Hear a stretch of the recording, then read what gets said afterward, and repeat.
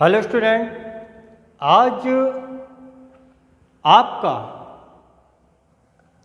Class 9th का history का chapter start हो रहा है और उसका नाम है आपका फ्रेंच रेवोल्यूशन। बहुत ही इंटरेस्टिंग चैप्टर है और ज़्यादातर बच्चों की डिमांड भी होती है। तो इस चैप्टर को पढ़ाने से पहले मैं कुछ कहना चाहता हूँ, वो ये है कि ये चैप्टर आपको बहुत ध्यान से समझना है। वो इसलिए क्योंकि क्लास 10th ये चैप्टर क्लास 9th और 10th दोनों के लिए बहुत ही इम्पोर्टेंट है। क्योंकि क्लास 10th में जब आप जाएंगे तो आपका फर्स्ट चैप्टर दिया गया the rise of nationalism in Europe. इसलिए ये चैप्टर क्लास 10th भी बहुत ध्यान से सुने और क्लास 9th को तो सुनना ही है। तो जब तक ये आपका कॉन्सेप्ट क्लियर नहीं हो, क्योंकि आपका 10th में टॉपिक दिया गया, सबसे पहला ही टॉपिक दिया गया the French revolution and the idea of the nation. वो उसको पढ़ने के लिए हमें ये कॉन्सेप्ट हमारा क्लियर होना चाहिए। जब हमारा ये कॉन्सेप्ट आपका पूरा क्लियर रहेगा तो आपको जो क्लास 10 का वो चैप्टर पूरी तरीके से समझ में आएगा। तो आज हम स्टार्ट करते हैं फ्रेंच रेवोल्यूशन, फ्रांस की क्रांति। अब देखिए पहला लाइन कह रहा है on 14 July 1789 the city of Paris was in the state of alarm. Paris France की राजधानी, वहां पर एक अफरा तफरी का माहौल है। अफरा तफरी का माहौल बना हुआ है। The king had command troop of the move into the city. मतलब जो वहाँ का राजा है, वहाँ के राजा ने सेना को शहर में घुसने के लिए परमिशन दे दी कि आप शहर में घुसो। Rumours spread that he would soon order the army to the fire upon the citizen. अब रूमर्स मतलब कि लोगों में ये अफवाह फैली हुई है, लोगों में एक ये भ्रम फैला हुआ है कि जैसे आपका शहर के अंदर आपकी आर्मी सेना आएगी और वो लोगों पर गोली चलाना स्टार्ट कर देगी। तो ये एक अफवाह है, वहम। जब ये अफवाह फैली तो वहाँ पर करीब नियर अबाउट द 7,000 लोगों ने मिलकर, कह रहा है 7,000 people gathered in front of the town hall. Town hall के सामने, वहाँ पे उस टाउन हॉल के सामने करीब 7,000 लोग इकट्ठे हो जाते हैं। और इकट्ठे होने के बाद and decide to the from the military, आप डिसाइड करके हम भी अपनी एक मिलिट्री बनाएंगे, हम भी एक अपनी सेना बनाएंगे। वो करते क्या हैं? They broke government building in search of arm. जो सरकारी बिल्डिंग है, सरकारी बिल्डिंग को वो आपका ध्वस्त कर देते हैं, तोड़ देते हैं। किसके लिए? आर्म्स मतलब हथियारों के लिए। आर्म्स तो दिया ना, आर्म्स मतलब हथियारों के लिए। वो किसको? सरकारी बिल्डिंग को तोड़ देते हैं। फिर बात आई मिलिट्री अटैक द वार्सिल अटैक, वार्सिल प्रिजन। मतलब क्या है वार्सिल? क्या वार्सिल एक जेल का नाम है।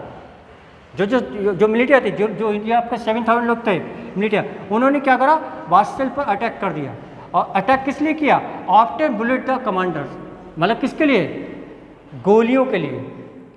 गोलियों को पाने के लिए उन्होंने इस जेल पर अटैक किया। And the commander of the Versailles was killed. और जो वहाँ का कमांडर था उसको उन्होंने मार दिया। किन लोगों ने? वो 7,000 लोगों ने। और जो प्रिजनर उन्होंने छुड़ाया किसको? वहाँ के प्रिजनर कैदियों को। वो कैदी कितने थे? Only for the 7। कितने कैदी थे? 7 कैदी। 7 कैदियों को उन्होंने छुड़वाया। अब इसके बाद अब देखिए यहाँ पर हमने इतनी बात को देख लिया। अब ये पूरी कहानी को जानने के लिए हमें थोड़ा सा फ्लैशबैक में जाना पड़ेगा। हमें फ्लैशबैक में जाना पड़ेगा। फ्लैशबैक में क्या है? King Louis 16 France society during the 18th century, ये उसकी बात आ रही है। In 1774 Louis 16 become the king of the France. Louis 16, ये भी आपका एक क्वेश्चन बनेगा कि लुइस 16 अगर वहाँ का राजा बना तो किस सन में बना? तो आपका क्या देगा? Louis 16 in 1774 become the king of the France. वो क्या बना? फ्रांस का राजा।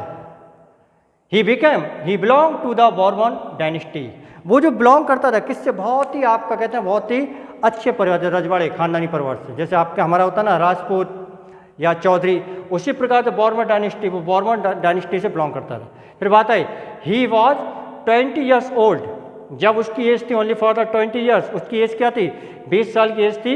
And married to the Austrian, here is the, आप ध्यान से समझ लीजिए, Austrian, not is the Australia, Austrian, Austria मतलब कि ऑस्ट्रिया की जो प्रिंसेस थी, ऑस्ट्रिया की जो राजकुमारी थी, कौन थी, मैरी एंटोनिटी, उनसे शादी। ऑस्ट्रिया कहाँ पर है, ये आपका मध्य यूरोप का एक देश है, और इसकी जो राजधानी वो क्या है, वियना, सॉरी, ठीक है। अब इसके बाद यहाँ पर 20 साल की उम्र में इसकी शादी हो गई। अब देखिए, when he become king he notice empty treasury, जब वो राजा बना, तो राजा बनने के बाद उसने क्या देखा कि मैं राजा तो बन गया, लेकिन वहाँ का क्या था, एम्पिटी ट्रेजर मतलब खजाना, वहाँ का जो खजाना क्या था, खाली था, वहाँ पर कुछ भी नहीं था। अब क्या था, अब जब खजाना खाली है, वो तो क्या है, वो तो आपका राजा है। Louis have to the maintaining luxury life style, उसको अपनी जो लग्जरी लाइफ स्टाइल थी उसको मेंटेन करने के लिए क्या चाहिए था, पैसा। अब वो मेंटेन किसको करेगा, image the palace of Versailles, जहाँ पर आपको लुइस 16 रहता था, उसका नाम क्या था, वर्साइल। उसको मेंटेन करने के लिए पैसा थे, लेकिन पैसा था ही नहीं। अब ये बात आई कि जब आपका ये एम्पिटी था तो आखिर क्यों था, किस लिए, वो चीज़ को हम देखते हैं। वो क्या है कि France help the 13 American colonies to gain the their independence, मतलब कि फ्रांस ने 13 अमेरिकन जो कॉलोनीज थी उनकी स्वतंत्रता के लिए उसने हेल्प की। जब इसने इनकी हेल्प की, उसकी वजह से क्या हुआ, एक बिलियन जो लिब्रे था उसके ऊपर कर्ज हो गया। किसके ऊपर, फ्रांस के ऊपर, जिसकी वजह से क्या हुआ, अब उसने लिया तो आपका 1 लिब्रे, इस लिब्रे को क्या हुआ, इंटरेस्ट को देखते हुए उसके ऊपर कितना हो गया आपका 2 बिलियन लिब्रे, जो कर्ज था वो आपका डबल हो गया।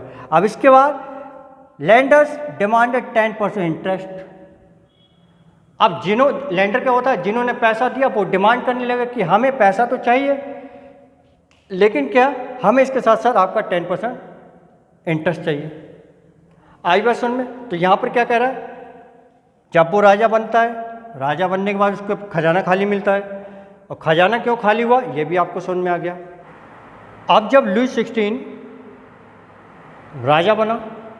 राजा बनने के बाद क्या था, वो खजाना उसका खाली था, तो उसने पैसे को लिया, उस पर कर्ज भी चढ़ा, आपका 1 लिब्रे से 2 लिब्रे हुआ, फिर बाद में जो लैंड ऑनर थे वो आपके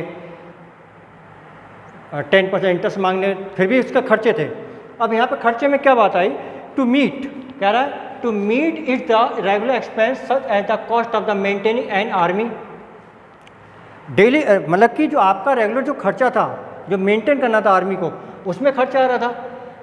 द कोर्ट रनिंग, कोर्ट को चलाने के लिए सरकार को, गवर्नमेंट ऑफिस, सरकारी ऑफिस एंड द यूनिवर्सिटीज, इसको भी चलाने के लिए उसको मुश्किलों का सामना करना हुआ। तो उसने क्या करा कि हमें पैसा कैसे मिले, तो उसने किया क्या, उसने ये किया, the state was force to increase taxes, उसने हर स्टेट्स को फोर्स किया कि अब आप टैक्स को दीजिए, ज़बरदस्ती पैसा नहीं ले सकते, वो ये नहीं कहेगा भैया मेरा पैसा नहीं है, पैसा आप दे दो।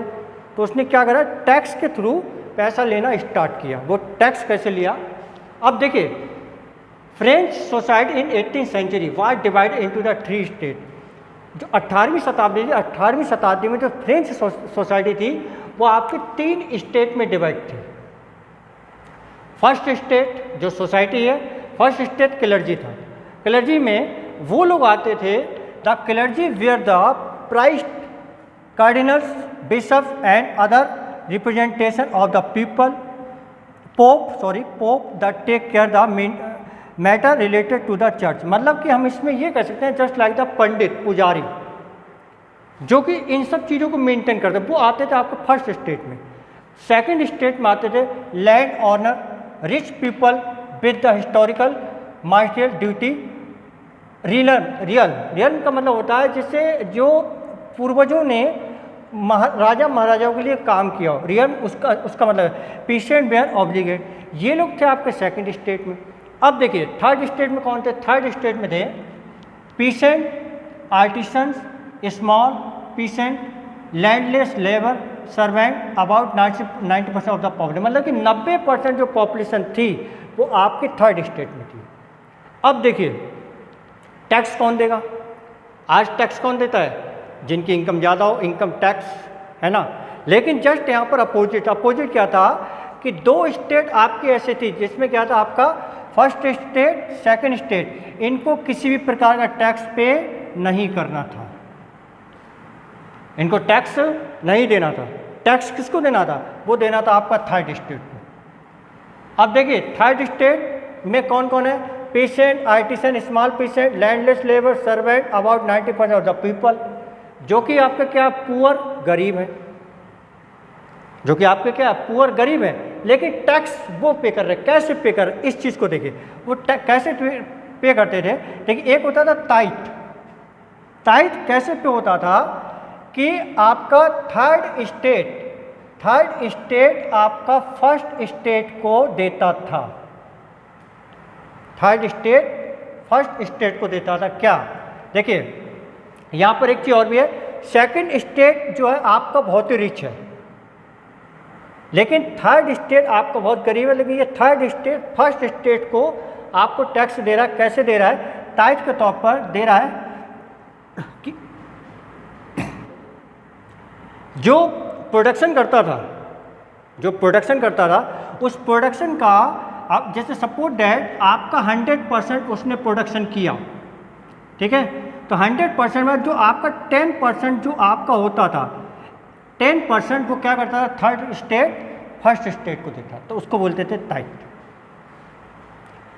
अब दूसरी आ गया टेल। टेल क्या है? टेल भी आपका थर्ड स्टेट देता था। वो क्या है? टेल वो डायरेक्ट किसको देता था?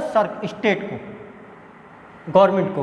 तो इस प्रकार से अगर हम देखें, सेकंड स्टेट आपका रिच है लेकिन वो पे नहीं कर रहा, तो यहाँ पर क्या हो रहा है कि काफ़ी ज़्यादा स्ट्रगल हो रहा है। किनके द्वारा? आपका थर्ड स्टेट के द्वारा। तो इस प्रकार से ये जो आपका फ्रेंच रेवोल्यूशन का ये जो टॉपिक था एज अ इंट्रोडक्शन, वो अभी फिनिश होता है। इसके बाद आपका जो सेकंड टॉपिक आ रहा है स्ट्रगल ऑफ सर्वाइव, उसको हम नेक्स्ट वीडियो में डिस्कशन